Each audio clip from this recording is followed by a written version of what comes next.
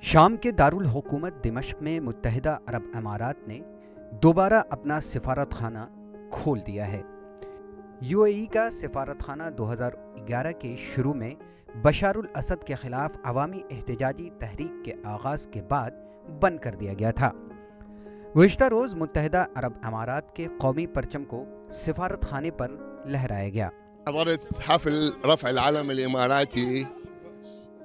میں بے حد خوش ہوں کہ متحدہ عرب امارات کا سفارت خانہ کھل گیا۔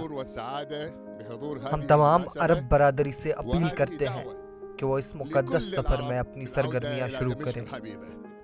شامی صدر بشار الاسد نے حالیہ برسوں کے دوران میں بیشتر باغی گروپوں پر قابو پا لیا ہے۔ شامی فورسز نے باغیوں سے تقریباً تمام علاقے واپس لے لیے ہیں، تاہم اس وقت کچھ علاقے داعش اور دیگر شدت پسند تنظیموں کے زیر قبضہ رہ گئے ہیں۔ شام کی تاریخ میں یہ ایک نئے دور کی شروعات ہے۔ یہ شام کے مضبوط موقف کو ظاہر کرتا ہے۔ ہم چاہتے ہیں کہ دیگر عرب ممالک کے سفارت خانے بھی کھل جائیں۔ متحدہ عرب امارات نے بشار الاسد کے خلاف کام کرتے ہوئے شام میں باغی گروپوں کا ساتھ دیا تھا۔ نہ صرف یو اے ای بلکہ سن 2011 میں 22 عرب ممالک پر مشتمل عرب لیگ نے شام کی رکنیت معطل کر دی تھی، تاہم اب بیشتر ارکان شام کی تنظیم میں واپسی کے حق میں ہیں۔